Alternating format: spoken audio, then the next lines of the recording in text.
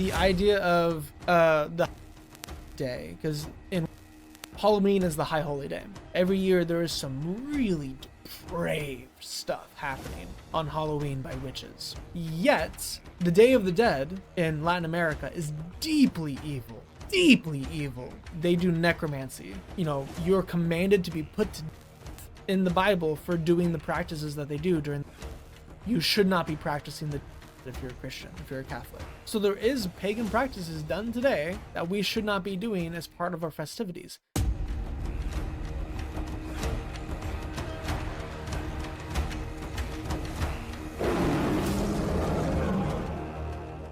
So in this video, we're going to be going over, is Halloween actually pagan in origin, or is it not? So most Christians have this loose definition of pagan as anything that's not Christian, and that's not really what I mean in this video. Halloween proper, the way it's celebrated in America, is mostly a secular festival. It has very little to do with religion in any way other than Wicca. So I'm not talking about is it demonic, is it witchcraft, is it any of those things. I'm talking about, is it pagan in origin, because that's one of the common myths about this holiday and all the other Christian holidays as well. So let me give that really firm definition. Pagan just means that it was celebrated by religious groups before Christianity, like the Celtics or the Romans. So these are polytheists that were deliberately religious in these customs and practices. So is this taking it from other religions, or did Christianity develop it on its own independently of those religions? That's the question we're going to be solving today. The quick answer to that is no. Halloween, as it was invented in the church, in the Roman church specifically, was not pagan in influence or origin, although it was syncretized later with pagan practices, which is interesting. But it's not the pagan practices you're going to be expecting. It's actually a combination of pagan practices, but that in and of itself doesn't make it truly pagan. And there's also the question of, should Christians be celebrating Halloween at all in general, or is it something that we should just be ignoring? And that I'm going to defer to Mike Winger. I'm gonna post his video in the description, and it's gonna be a card right here. If you want to check out like a pastoral response to should Christians celebrate Halloween, his video is excellent. It's on a live stream. He answers pretty much every question people have as Christians of what about this day is significant, but he doesn't answer the origins of it, if it's pagan or not. So I'm going to go through the origins in this video, how we get to what it is today, and I'll tackle a little bit of what Christians should and shouldn't do on that day, but my main focus is just going to be its comparison typically to Samhain as well as Lemuria. So let's get into that. Most modern, not modern historians from the 18th, 19th, and 20th centuries were making the case that Halloween, Hallowtide, the All Souls Day and All Saints Day, and the All Saints Day Eve, which is Halloween, where the name comes from, that comes from Samhain, which was a Celtic festival that was held at the end of the season. Its name literally means summer's end, and it was celebrated with sacrifices, festivals, bonfires, and these type of occultic practices. Well, in the 19th and 20th century, various historians were like, hey, what we do as Christians was directly copied from what the Celtics did before Christianity invaded. So Samhain was practiced from the Bronze Age up until around the 900s to 1200s AD. So for 2,000 years or so, it was being celebrated and practiced in Ireland and in I believe the Isle of Man and like just general UK territories. So all those little islands. Samhain was just one of 4 religious festivals that were being held. The other ones are, I'm gonna butcher these pronunciations, Imbolc in February, Beltane in May, and Lundansa in August. I'll put those on screen and I'll have an AI pronounce it right now. Imbolc, Beltane, and Lugnasad. Okay, my pronunciation was horrible. Let's move on. Those festivals were just seasonal festivals, so they had 4 seasonal festivals, one for each season. Now, Samhain was the one that celebrated the summer's end, and there's actually not much archaeology that the festivals we observe in the fall time for the Celts, that they were actually practicing Samhain. Now, there is a month called Salis, or Sanuas. Again, AI pronunciation. Samonius. That ties to possibly, because that's in the Colony calendar, that possibly ties to Samhain, but it's not explicitly named. So we don't actually have a date of Samhain from the historical sources, from archaeology. Like, we have evidence of burial grounds full of animal remains from large feasts, from sacrifices. We have evidence of altars. We have evidence of literary works from that time period, such as the Torokmak Amri, Anktre Nirai, and the Tangbo Galing. Again, can't pronounce Gaelic. Those are from the 9th century to 11th centuries AD, and they describe Samhain as a liminal time when the boundary of the worlds would weaken and spirits were allowed to, and fairies were allowed to enter into the human realm. So they would do these practices like the bonfires in order to scare away the spirits, to keep them away. So it wasn't actually like a Day of the Dead. It wasn't a festival of the dead. It was a seasonal festival that was mostly just celebrating the harvest and keeping spirits and fairies away, but it didn't have a focus on souls or ghosts or demons or specters or any of that stuff until way later, whenever Christianity started to merge with Celtic. So this is the idea of syncretism, where two things become one, or one influences the other, or they influence each other, they cross-pollinate. And here we see that happening with All Souls Day and All Saints Day, with Samhain inside of the Gaelic and Celtic practices. So the main festivities that would have been done during Samhain, which were bonfires for purification, keeping the spirits away, the divination practices where they would predict the coming winter, the time the winter would start, as well as like good fortunes for people, so it'd be mostly fortune telling. And then they would also wear costumes to confuse the spirits and to possibly scare them away. So the idea of guises, costumes, bonfires, and divination, that all comes from Samhain. But everything on top of that the 19th and 20th century historians attributed to them, those historians added in all of these other details that were like accreted into so the festival and the practices of Samhain and of All Saints Day, of Halloween, or Hallowtide. Those evolved and started incorporating more and more things into it over time, but that is a departure of what Samhain was traditionally. So the pagan influences, there are a couple of things that were added into Halloween from Samhain, but the vast majority of it is not actually from Samhain. It's actually just Christians that developed it themselves. So one of the other possible influences would be Miriam, which was a Roman festival that appeased the restless spirits, the ghosts, the lemurs. Household rituals would be done during those days in order to banish ghosts, and one of the things that they would do was they'd toss black beans over their shoulder and chant 9 times, "With these beans I redeem me and mine." So that is one of the possible influences from it, but the problem is this was being done on May 9th, May 11th, and May 13th, where the All Souls Day and All Saints Day was historically done on May 13th.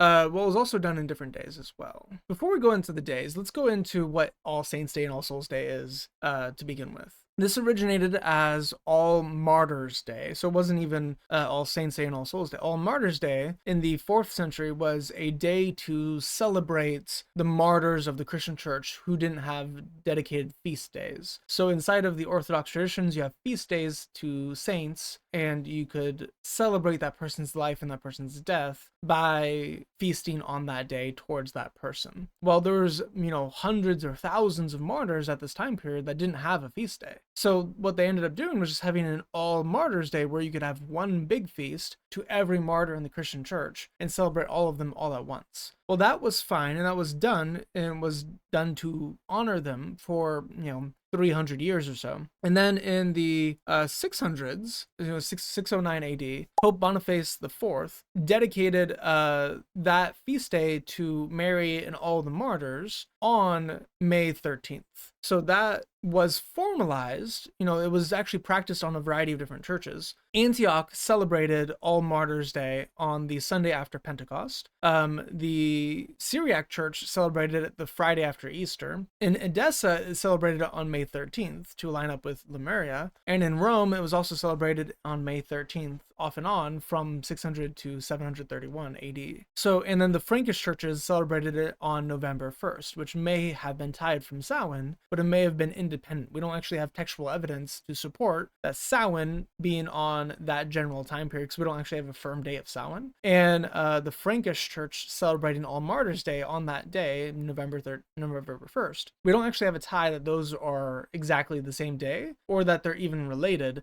but it does come from the north, that November 1st, that date of November 1st, it comes from the north, the Frankish churches, which included the Gaelic churches at that point in time. So if you're saying that, it was influenced by the Samhain practices from the Gaelic and the Celtic churches, you can make that case, but you don't have that firm of evidence to use for it. We don't have much archaeology for it. We don't have much literature on it. No Christian mentions Samhain up until the 19th century. So we don't have any Christian writings that were like, hey, we were influenced by this thing, we were trying to debunk these things. You do have Christian writings in the liturgical practices in Ireland and in UK, just old general area. You do have liturgical writings that say, hey, we are going to demonize bonfires for the dead and for the spirits, and like the practices of Samhain are explicitly identified as things you shouldn't be doing, but never mentions the celebration by name at all. So the evidence for Samhain being that type of practice and for Christians, adopting it is very weak, surprisingly weak, which is why most modern historians, which we'll get to in a minute, denounce this idea that it has pagan origins. They just think it's not true. I'm going to put a document in the description of this whole rundown. You can see the differences between it, but we don't get an autumn date for All Souls Day or All Saints Day, which actually develops out of All Martyrs Day. All Saints Day is like, oh, well, we have a day for all martyrs, but let's just celebrate it all of the saints. And that happened in 609 AD with Pope Boniface IV. So that became All Saints Day. And then that was standardized to November 1st across the entire church in 731. And then in 835, it was universal. So by the 800s, we have All Saints Day being November 1st, and Halloween, Hallowtide Eve, that was standardized to October 31st in the 800s. And then in 998 AD, we have Saint Odilo of Coligny. He institutes All Souls Day for November 2nd, which is praying for the dead, those in purgatory specifically. So this is a purgatory-based idea where the Day of the Dead celebration is coming from. So it's mostly Catholic. It is Romanists that are creating this type of idea because they're the ones that believe in purgatory. That the Day of the Dead, or any celebration, any aspect of the dead being involved with Hallowtide, that comes out of Roman Catholicism. It doesn't come out of pagan practices. Even if you want to say it comes from Lemuria, by the time it's done in 1000 AD, Lemuria is long since dead. No one's thinking about it, no one's talking about it. They don't actually start celebrating the dead until way later in history. So there's like a 200-year gap, 300-year gap, where there is no Lemuria and there is no celebration of the dead within Hallowtide. Then you get Hallowtide incorporating into it because they start praying for those trapped in purgatory, those who are going to purgatory. Well, whenever we look at Samhain's whenever we look at Samhain's development and whenever it starts actually breaking down, by the 900s AD, it is tolerated by the Christian church, but it's mostly viewed as some folk practice. It's not actually seen as a religious thing. It's seen as a cultural thing that they do as just one of their, not necessarily pagan, but it's seen as a secular type thing. So it loses a lot of its religious connotation by the 900s. And then by the 1200s and 1400s, it's only in rural Ireland. It's not being practiced in the cities. And it is, again, just secular. It doesn't have the religious basis that Samhain originally had. You still had a lot of those type of things being involved, like bobbing for apples, guising, dressing up, the bonfires. And you also start to develop people celebrating the dead over time, because it's not just that Samhain influenced Hallowtide, it's Hallowtide influenced Samhain. They influenced each other. So the guising inside of Hallowtide was adopted from Samhain, but the praying for the dead and thinking about the dead was adopted from Catholicism. So they are adopting each other's practices for these days, and they're starting to merge. And that becomes more and more popular over a span of 500 years, until eventually by like the 1700s, you get more of this like secular Halloween type practice that the general population is doing, but all of the paganness of it is entirely gone, and it's just this weird random folk ritual. It's not even ritual, it's just this folk practice. It's this festival that people do that's entirely secular, that the church doesn't even consider to be a part of any form of religious practice or rituals. It's just a secular custom that people do. It's kind of like celebrating President's Day by that point. Is President's Day a religious practice? No. It's just a secular holiday to honor some aspect of society. Halloween became that, and it was only really revived in the 1900s as this neo-pagan religious Wiccan festival. Whenever it came into America, that's whenever the big change happened, because the French brought in some of their practices and the Irish brought in some of their practices. Whenever they started intermarrying inside of America, you get more of what we observe today as Halloween, with the costumes and the candy and all that. Some of that stuff comes from like souling. Like the idea of trick-or-treating is not pagan. It comes from souling, where people would go door to door and they would pray for those in purgatory of your family. They would pray for the dead, and they would get soul cakes from the people. And then that's what they do. They wouldn't just go up and say trick or treat. No, they would go and they pray for the dead in purgatory, and they would get cakes. That's where it comes from. So even some of these practices developed over time, and they still had Christian origins that were later influenced by other societies or like twisted into something different. And a lot of that twisting happened in the 20th century by marketing companies, mind you. So like, Nestle was like, hey, we can make a ton of money. Then they started making ads for Halloween. They started putting witches on it. Everything spooky and scary and, out of this world was being advertised by these companies in order to make you buy candy for this day. That's all it was. So Halloween is entirely detached from Hallowtide. It's detached from All Souls Day and All Saints Day. And it's just this own spooky secular practice. So if you're practicing All Saints Day and All Souls Day, which I never have, and I never will, that is very different than practicing like the secularized Halloween. They're unrelated. So Halloween in the Christian sense is not pagan whatsoever. Halloween in the secular sense has some aspect of Wiccan inside of it now, but it didn't originate from that. That is adoption from the last like 200 years. It is not its origin, it's modern adaptation. It's very, very different. So there was the hypothesis in the 20th century, in the early 19th century, from Sir James Fraser in The Golden Bough. And he argued that the church intentionally replaced Samhain with All Saints' Day in order to absorb the Festival of the Dead. Well, that doesn't have any origin, because Samhain wasn't a festival for the dead. It just wasn't. That is nonsense. And it's actually kind of interesting. Whenever I searched into Google, is Halloween pagan? It brought up, yes, it is pagan. And then I argue, okay, this is like with the AIs. So if you ask an AI right now, is Halloween pagan? Its answer will be yes. If you then bring up the modern historians and be like, well, they claim this, they're like, oh yeah. Then you're like, is Halloween pagan again? It'll say no. So the AI is gaslighting people, which is hilarious, because all these people are making these claims that are unsubstantiated of, yeah, it's pagan, when in reality it's not. You also have a variety of other festivals that were being done around that time period, before that time period, where some of these practices come from. So like Pomenalia, Parentina, Dezerblot, which is a Germanic one, and Slavic Duzdi, something like that. And that is a feast for the dead, ancestral veneration. You have some of the divination spirits and the fires. You have apple games, and you have prayers en masse for the souls of the dead. So a lot of those things are starting to be incorporated inside of Halloween, but it's, again, it had a origin that was dedicated to the saints and the martyrs, and then those in purgatory. It has a Christian idea of what the origin was. So whenever we look at the modern scholars and what they actually say about this, it's very different. So Ronald Hutton of Stations of the Sun says, there's no evidence that the medieval church deliberately co-opted a pagan festival of the dead. The linkage between Samhain and Halloween is based on thematic resonance, not historical substantiation. Lisa Morton in Trick or Treat, A History of Halloween says, Samhain was indeed real, but not necessarily a festival of the dead. The church's Hallowtide developed separately, though in time, folk traditions intertwined with it. There was syncretism happening between it. In Lesley Bannatyne, Halloween, an American Holiday, she says, the modern Halloween is neither purely pagan nor purely Christian, but a hybrid of agricultural, religious, and social customs that have evolved over the centuries. And Kristen Norgate, in Days of Death, Days of Life, says, European festivals of the dead existed in overlapping forms. The church's calendar didn't erase them, it integrates them. So modern scholarly consensus reflects these authors.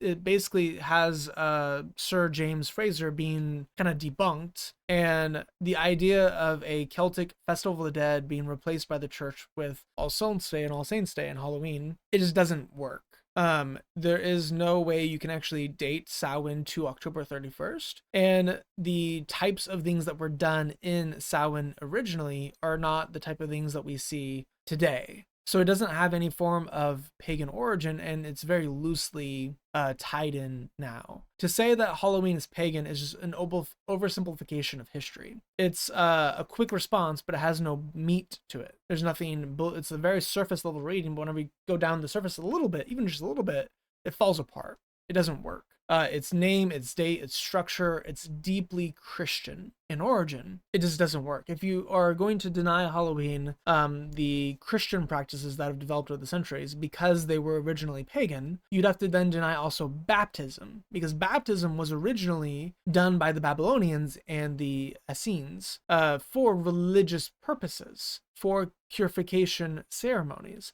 For the same thing that Christianity uses it for, it was done before Christianity by pagan cultures and customs. If you as a Christian, you are commanded to be baptized by God. So God is commanding us to do something that's pagan in origin, even though it is developed outside of that pagan root system and it's done for a different purpose. So even if you're like, hey, this is just because it was done by this historical group before Christianity, that doesn't mean that it can't be done by Christians. If you say that, then nothing Christians do can be done because there is nothing new under the sun. Some religious system, some cultural system did it before Christianity because Christianity came way late into history. So you can't say that because it existed before Christianity, therefore Christians can't do it. Otherwise, Christians can't do anything at all, including baptism and communion. The two sacraments that all Christians do come before Christianity. What do you do with that? And I love this quote from G.K. Chesterton that says, idolatry is committed not merely by setting up false gods, but also setting up false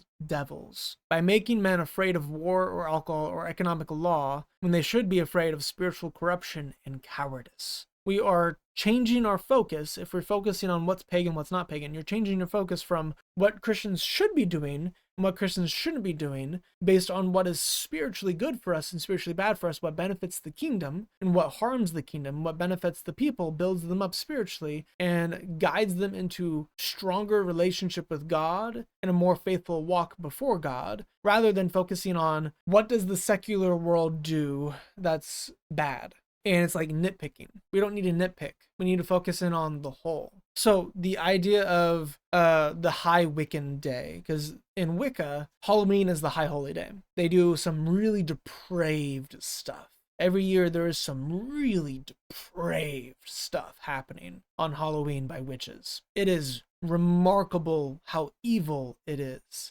Yet, it's unrelated to kids dressing up. The Day of the Dead in Latin America is deeply evil. Deeply evil. They do necromancy. You know, you're commanded to be put to death in the Bible for doing the practices that they do during the Day of the Dead. You should not be practicing the Day of the Dead if you're a Christian, if you're a Catholic. It is syncretism of Aztec festivals and Roman Catholic practices. But they are literally doing necromancy. They're conjuring the dead and inviting the dead into their homes to eat with them. In reality, they're probably inviting in demons. But either way, it's something that no Christian should be doing on November 1st. Those type of practices, the Day of the Dead, the Wiccan witch trials, all that type of stuff, should not be done by Christians in general. So there is pagan practices done today that we should not be doing as part of our festivities. I myself don't celebrate Halloween in any way. We had a fall festival as a church growing up where we had kids dress up and get candy and like play on inflatables and do games, like carnival games. And that was our version of it. But we didn't entirely remove it from us because it's those type of activities are not deeply evil. You know, a kid dressing up as Elsa, asking for candy, is not an inherently evil thing. Even though it comes from guising, which was from Samhain, it's not inherently evil, it's not inherently pagan. because it's just a girl, a child, doing something fun. Now, if you are dressing up as like Freddy Krueger or Jason, you're dressing up as a serial killer, as a mass murderer. That's very different. So your approach, your heart issue approach towards Halloween needs to be done in godly based fun. So not fun by like the world standards, but fun by what wouldn't hurt God's heart. And you need to have, what is your intentions behind it? So even though Halloween, does Halloween have a pagan origin? No. Is it Christian? Not really. It's secular, especially by today's standards. It's a deeply secular festival. Should you practice it? Probably not. If you practice it, is it sin? Probably not. Because right now it's mostly just an excuse for children to get candy and to dress up, and for teenagers to get drunk, have sex, and do terrible things. Vandalism, all the illegal activities that go on Halloween. If I could like wand away, like snap my fingers, like Thanos snap Halloween out of existence, I would.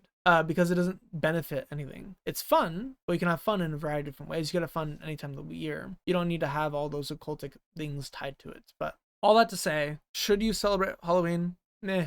Are you doing it just to get candy for your kids? Meh. Are you doing it for, witchcraft? No, you should not be doing that. So is your practices inherently sinful? If your practices are sinful, you shouldn't be doing them. But if your practices aren't sinful, then it doesn't matter. Kind of the base of this. Ultimately, I don't celebrate any of the Christian festivals, so I don't really have a ball in the game. I'm just letting you know it's probably fine. May the grace of the Lord Jesus Christ, love of God, and fellowship of the Holy Spirit be with you always. Thanks for watching.